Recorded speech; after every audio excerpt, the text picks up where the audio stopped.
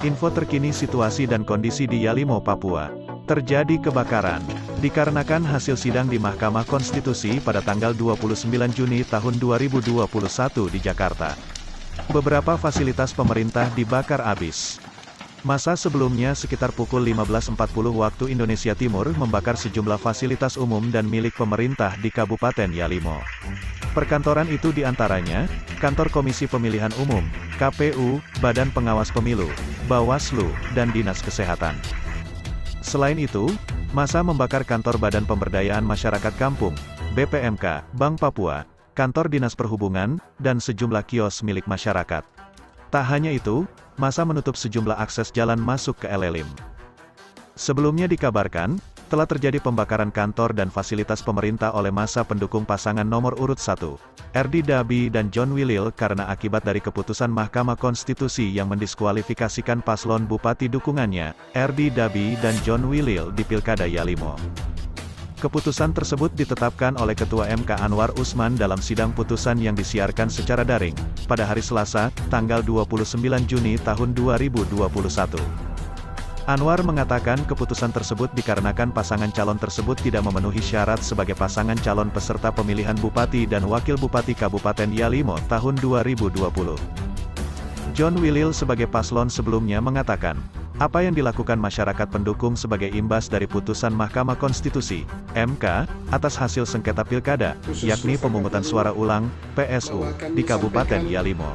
Hasil sidang di Mahkamah Konstitusi tanggal 29 Juni tahun 2021 di Jakarta tadi pagi. Kami kandidat 01 merasa keputusan itu konspiratif.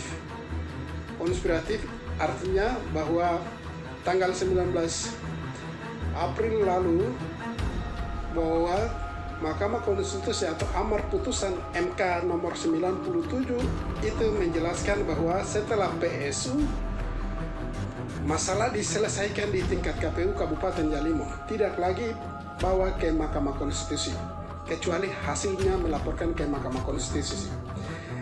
Ternyata kemarin yang bersangkutan mengajukan, yang pihak 02 mengajukan permohonan ke MK diterima dan mendaftar, sidang itu berjalan.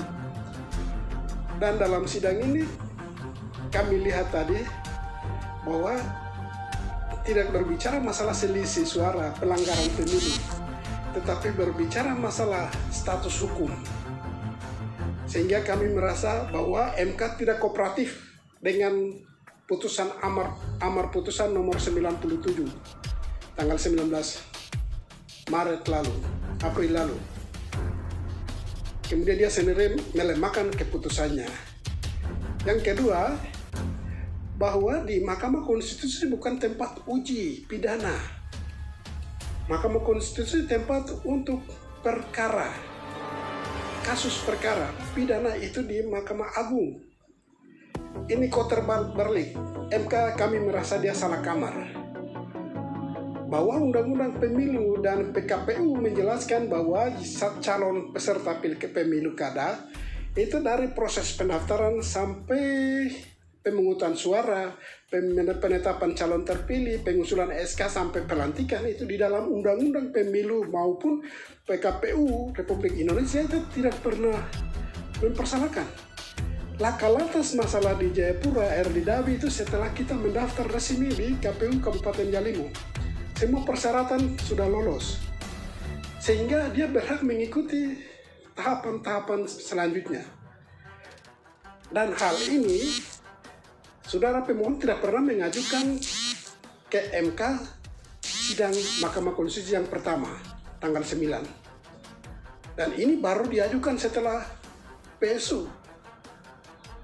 Baru MK seharusnya lihat ini, lalu tidak pernah, yang lalu tidak pernah ajukan, kenapa kali ini baru diajukan masalah status hukum. Di dalam putusan Kejaksaan Tinggi Papua status hukum Erdi Dabi itu adalah bulan Februari, tanggal 17 Februari, yang menjelaskan dia bebas dari tuntutan hukum. Dia menjalani selama 4 bulan, dan 4 bulan itu sudah selesai. Tidak ada berkaitan dengan unsur pidana. Jadi tadi berbicara itu semua konsentrasi masalah status pidana, sehingga kami dirugikan, didiskualifikasi. Dan didiskualifikasi lalu diperintahkan pemilihan ulang keseluruhan di 5 distrik Yalimo. Ini tidak benar. Apa artinya undang-undang pemilu dan PKPU yang menyelenggarakan KPU? KPU sudah menjelaskan sejelas-jelasnya tentang tahapan-tahapan ini, sudah jelaskan bahwa dalam tahapan kalau yang bersangkutan tidak ada masalah itu ikut disertakan. Tetapi MK tidak melihat itu, tapi dia langsung putuskan ini ada apa? Keputusan yang konspiratif. Dan bukan kamarnya MK kalau masalah pidana. Pidana itu untuk kamarnya Mahkamah Agung. MK uji materi perkara undang-undang itu baru MK yang seleksi, mereka yang lakukan, mereka yang periksa. Ini masalahnya MK, masalahnya Mahkamah Agung diputuskan oleh Mahkamah Konstitusi tidak benar. Jadi terjadi keributan masyarakat di Yalimo adalah semua nonton lewat YouTube maupun WiFi, semua sudah nonton, keputusannya tidak benar. Menurut kami tidak benar. Mahkamah Konstitusi mempermalukan KPU Republik Indonesia, KPU Papua, juga KPU Yalimo. Bahwa penyelenggara mereka merasa bahwa tidak benar.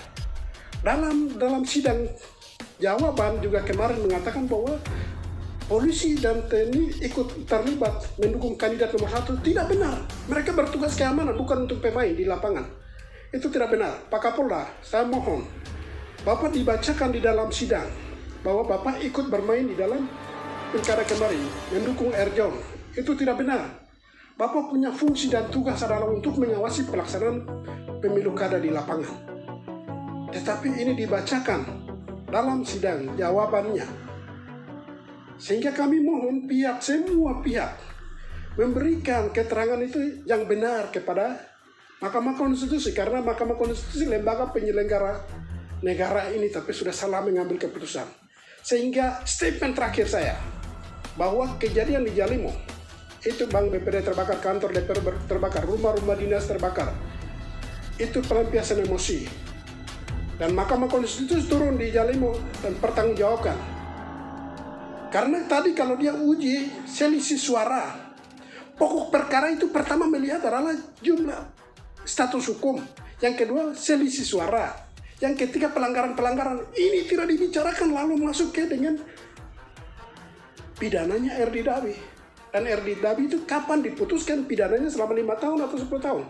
Aturan ke 1 tahun ke bawah itu tidak bisa, harus 5 tahun ke atas. Ini kenapa harus mengambil keputusannya kok kontroversi begini? MK main lagi salah kamar.